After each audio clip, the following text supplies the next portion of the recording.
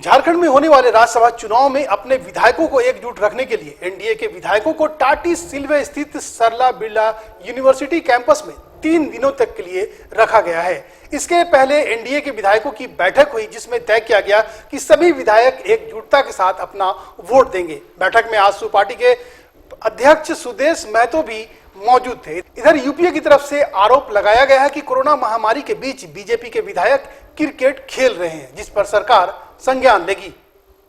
राज्यसभा चुनाव में बीजेपी के प्रत्याशी दीपक प्रकाश को जिताने को लेकर किसी तरह की चूक न रह जाए, इसको लेकर एनडीए के सभी विधायक सरला बिरला कैंपस में जमा हुए। बैठक में तय किया गया कि राज्यसभा चुनाव में विधायक अपना वोट का सही तरीके से कैसे इस्तेमाल करें। यहां विधायकों को चुनाव की बारीकियों की भी जानकारी दी गई। बैठक में बीजेपी के 25 विधायकों के साथ आजसू के 2 विधायक भी मौजूद थे। 3 दिनों तक सभी विधायक इसी कैंपस में रहेंगे और 19 जून को एकजुट होकर वोट देंगे। इसमें क्या है कि जैसे अभी क्या है, एक सोशल डिस्टेंसिंग का पालन करने का विषय रहता है, तो सोशल डिस्टेंसिंग की दृष्टि से थोड़ा बड़ा और खुला हुआ जगह चाहिए था, तो उस नाते एक इस प्रकार का स्थान चयन किया गया है जहां सोशल डिस्टेंसिंग के साथ हम रह सकें। अन्य प्रक्रिया है, हर बार लोकसभा और विधानसभा ये राज्यसभा चुनाव से पहले बीजेपी अपने विधायकों के साथ बैठती है, वहाँ वोटिंग का प्रक्रिया वगैरह कई विषय रहता है, चर्चा होती है। ये आमतौर पे होने वाली बैठकें हैं, अलग से कोई डर का विषय नहीं है। हमारे पास आवश्यक संख्या से अधिक संख्या है, इसलिए हमारी तो पद्धति रही है कि हम लोग हर चुनाव के पूर्व एकत्रित होते हैं, तो इस चुनाव में भी स्वाभाविक रूप से सारे एनडीए के लोग एकत्रित हुए हैं।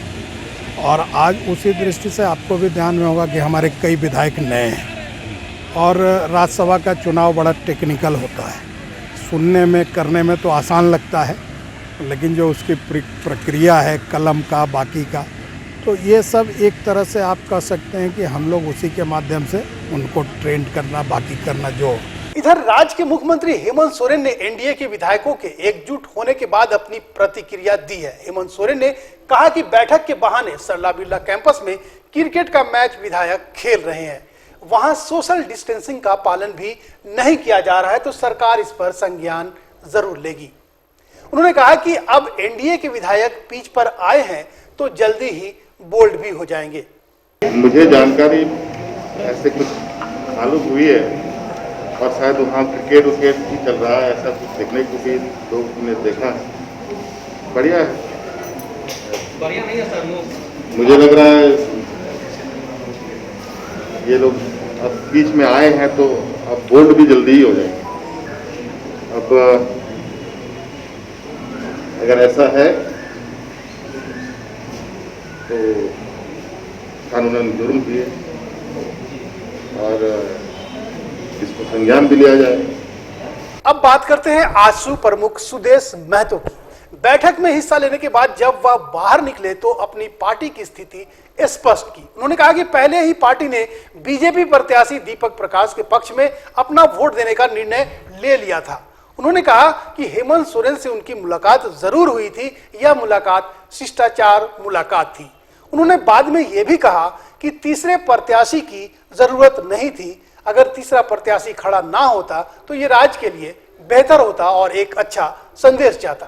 एक शिष्टाचार बैठक थी, आदरणीय मुख्यमंत्री जी कल से मिले थे और एक अच्छा संदेश उनका है कि झारखंडी विचारधारा को मजबूत करने की पहल करनी चाहिए। एक विषय जहाँ तक राज्यसभा चुनाव के संदर्भ में है तो आदरणीय गुरुजी झारखंड मुक्ति मोर्चा के प्रत्याशी हैं और झारखंड मुक्ति मोर्चा के पास पर्याप्त वोटर हैं कि आदरणीय गुरुजी राज्यसभा के सदस्य बने। अच्छा यही होता कि एक बेहतर परंपरा को जगह देते हैं और 2 ही कैंडिडेट होते हैं, तीसरा कैंडिडेट का आना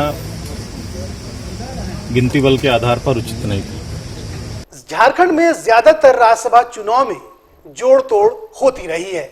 ऐसे में इस बार फिर राज्य में 2 सीटों के लिए 3 प्रत्याशी मैदान में हैं। जीत का आंकड़ा जुटाने को लेकर सत्ताधारी दल और विपक्ष जोड़ तोड़ में लगी है।